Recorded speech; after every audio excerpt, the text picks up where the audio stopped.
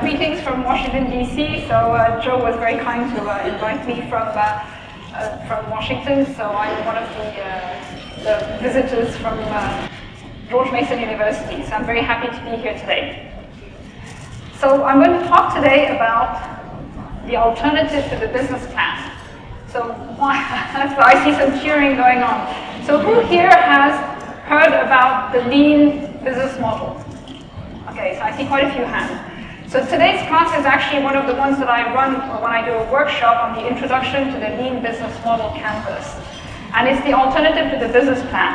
And why is that? Is because a lot of business owners, like I was talking to a few here just now, get very stressed when they have to do a business plan, and it's a little bit overwhelming. So the business model canvas is actually just a one-page summary of how you can map out what you're supposed to do and all the things that you need to have in place to be a successful business owner. So in your mind, you will think that you have a great product. This is, you think you have you're in love with your product just like you're in love with your baby, and you think that your baby there is the most beautiful thing in the world. However, the rest of the world will see your product or your service. So how do you avoid that? You avoid that by actually talking to your customers and finding out what they really want. So why do most businesses fail? Any ideas? Why do most businesses fail? Running out of money, okay. What else?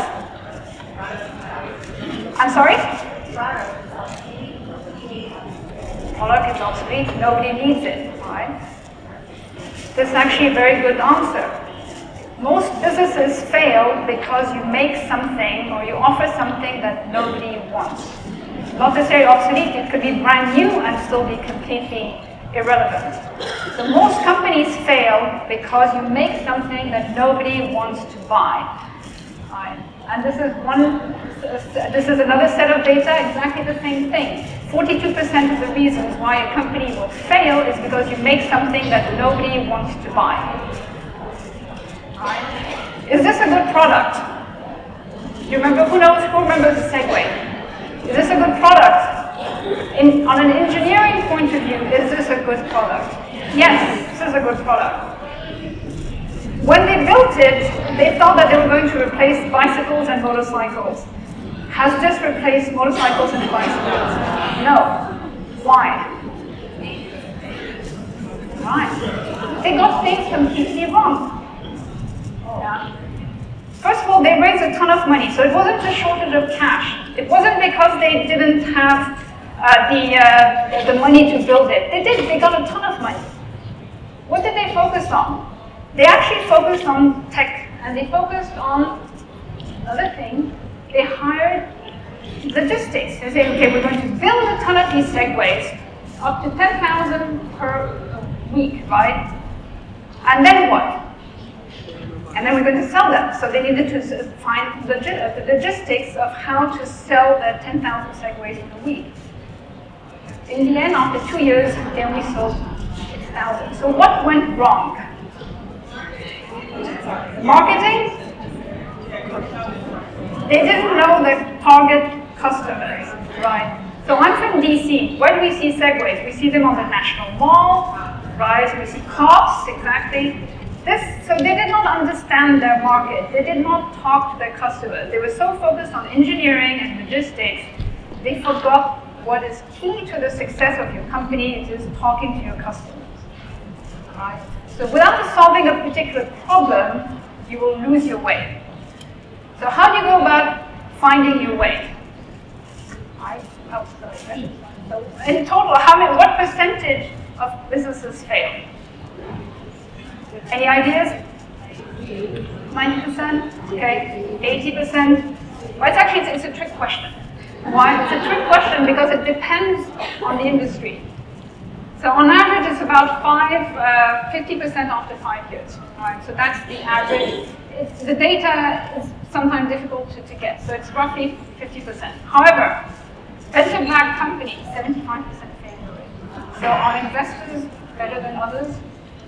Finding what the market is? No, right? Apps, 95% failure rate. It's huge. And then I'm not even talking about how many actually make a living out of that, right? It's just, if you look at how many people actually make a living out of an app, it's tiny, right? Food, 90%. IT, 63, manufacturing, so anyway, so it's quite variable, right? So how do you go about doing that?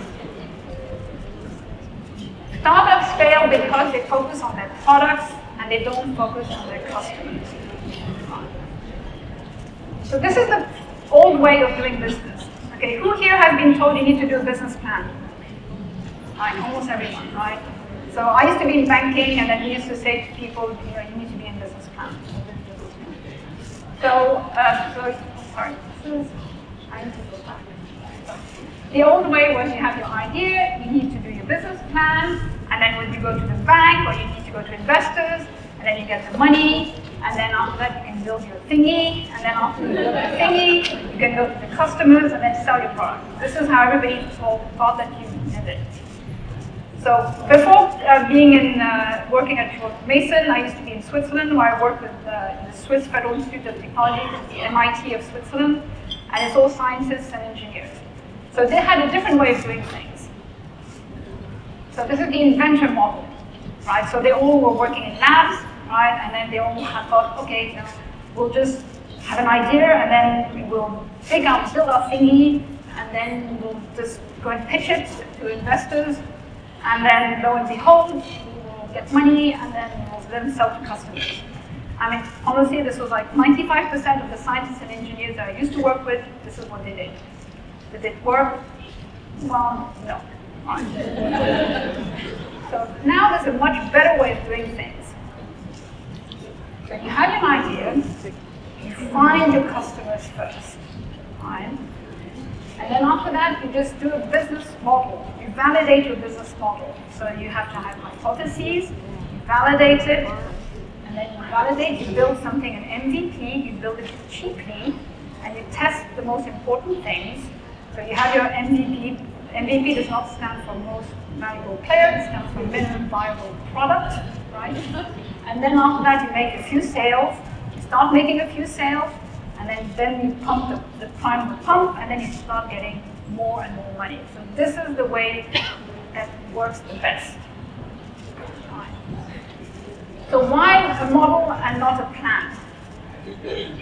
Okay. Because for armies and startups, history teaches us that no plan survives the first contact with the enemy. So this is Helmut von Moltke. He was a Prussian general. So he, for 30 years, very successful. But we're going to be a little bit more down to earth, so we follow the Mike Tyson version of Helmut von Moltke, who says that no business plan survives the first contact. Get punched in the face. All right. So your business plan will not survive the first contact with your customers. So you need to have something that's a lot more adaptable, something that's a lot more easy to use, that's user-friendly. So how do you have a user-friendly? It's not like having a 30-page or 50-page tome. You need something that just fits in one page, a guideline. And then the other thing that you need is something that's actionable. So the business model canvas is something that's very easy to use and it's actionable. And it puts the customer at the center of your universe. Focus on the customer and their problems, don't focus on your product. So you have to think that your customer, you have to love your customer, you have to understand everything about your customer. So the customer discovery goal is to gain deep insight into your customers and their problems And then once you understand the customer and their problems, you will find the right solution to meet their needs. So problem here is not just as if you would have a hair on fire problem. It could also be something a little bit more friendly, like they want to be more seen as being more upscale, like the Rolex watch, for example. That's not a problem. A simple watch can find a problem. Right. So what is the problem and how you can find a solution to the problem? And that will give you the value proposition of your service or your product. So you understand if you have to understand your customer. So depending on which industry you are, which service you are, it can be a complicated process. So if you're just selling consumer goods, you just understand who your customers are, it's the buyer of your product. If you're working in the hospital industry, for example, in the medical industry, like we in DC, we have the NIH, we have a lot of research. So working with the NIH is not at all the same thing as selling bread products or selling a service. So you have to understand who's the user. Are there any influencers in there? Who recommends the product? Who's the decision maker? In the hospital, for example, who's the decision maker? Yes, the patient is the user, but the nurse can also be the user, right? The recommender could be people in the medical industry. The economic buyer, you have a purchasing department in the hospital. So you have to understand every single person that is involved in the purchasing decision. Right? And you can also have some saboteurs, depending on the industry. Somebody who doesn't want to adopt a new strategy or adopt a new product or a new service because of vested interest, you always have some saboteurs. So your role as the business owner, as the entrepreneur here, is to understand every single one of these and to talk to every single one of these people. So who pulls what? Who can kill the deal? You need to understand that. Right? Maybe is it the patient who's the most important key person to know? No, it'd probably be the professor, it'd probably be the purchasing department. So customer discovery is not an exact science. Right? You're going to make mistakes. So you're going to interview people, you need to find a pattern, and then you have to identify and analyze what are they really telling you. And you have to test constantly. So sometimes this customer discovery process is also called the scientific method. Why? Is because you make a test, you make an assumption, and then you test it, you validate it, you see, is this correct, is this not correct, where did I go wrong? So this is what a business model canvas looks like, the 9 boxes. So this is very different from a business plan. So the 9 boxes, and then what's at the center here? Value proposition. The value proposition is actually what makes you, your product or your service important. What differentiates you from everything else, from the competition out there. And then the customer segments, all your customer segments, your service or your product can have many different customer segments. Right?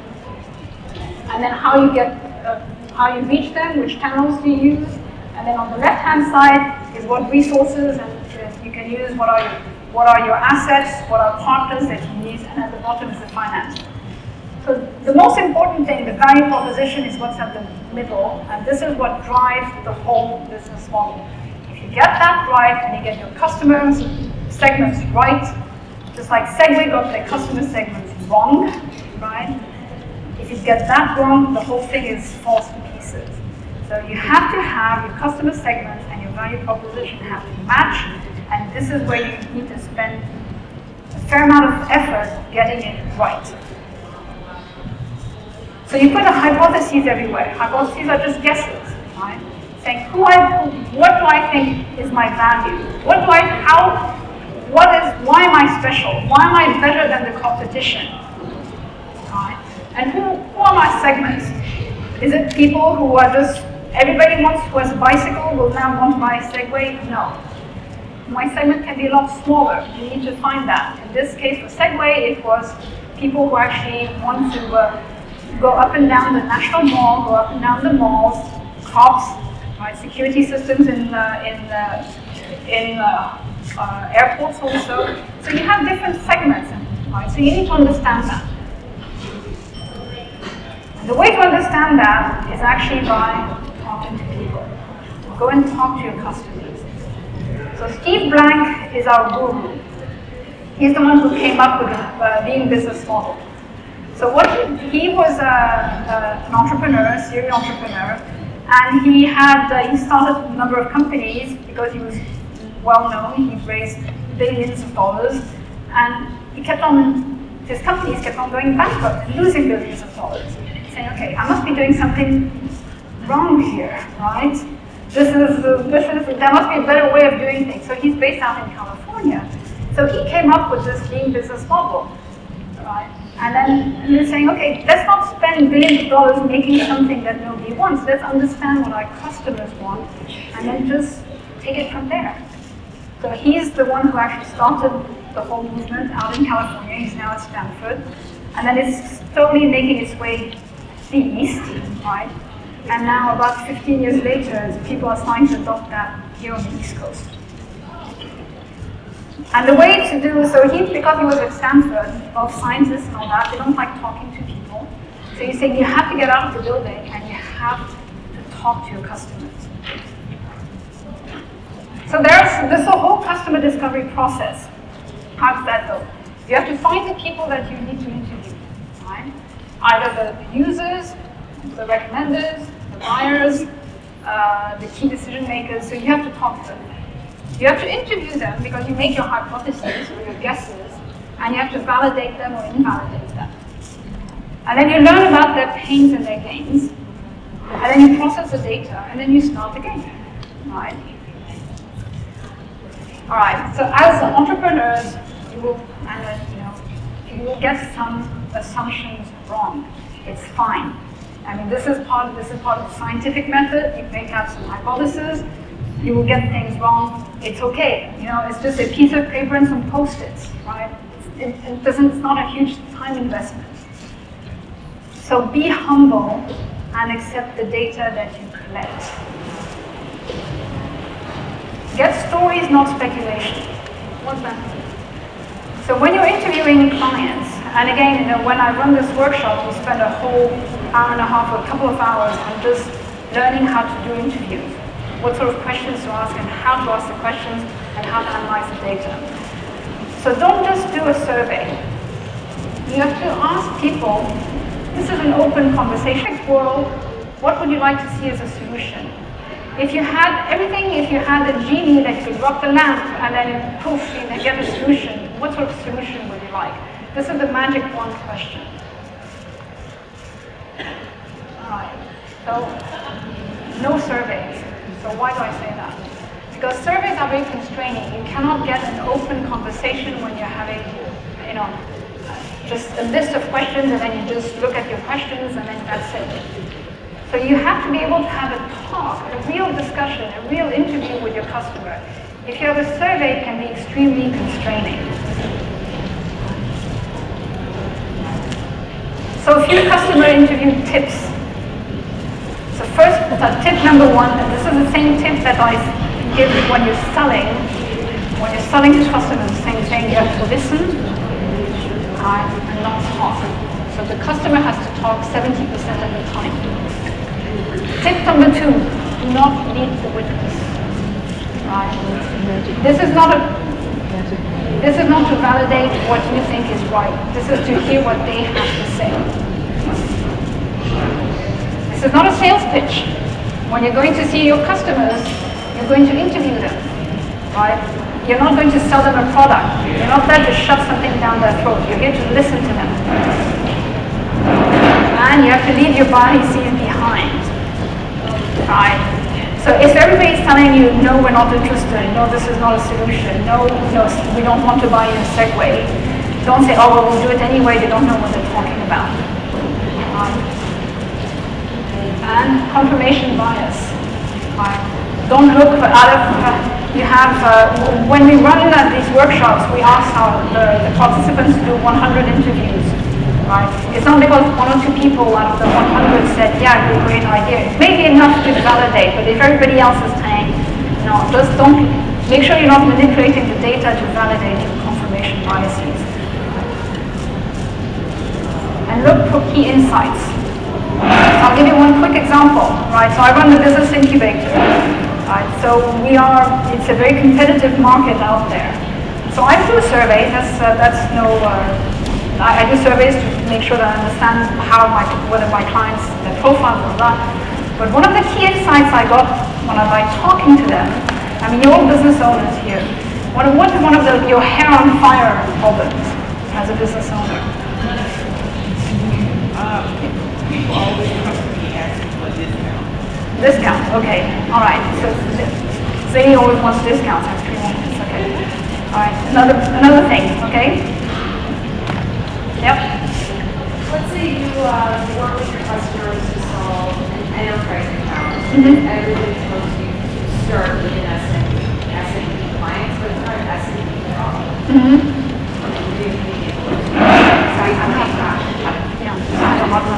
Right? Yeah. Like most enterprise solutions are SMB.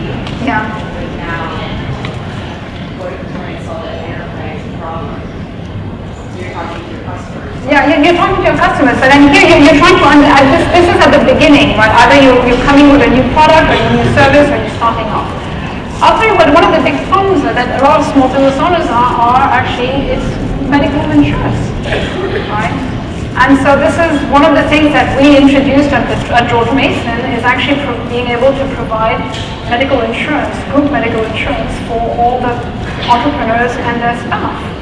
And I could do surveys all I want. This would never have come out unless I had done an interview and talked to them.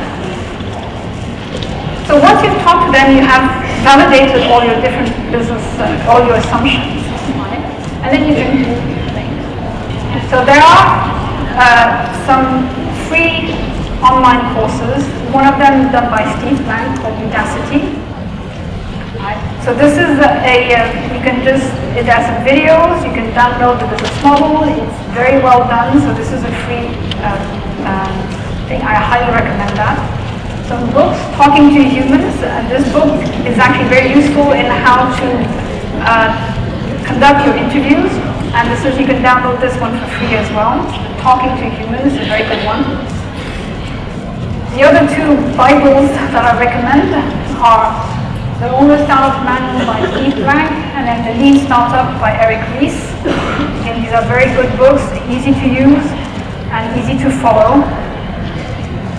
And then, don't forget, get out of the building and talk to your customers. So this is it. You can do it.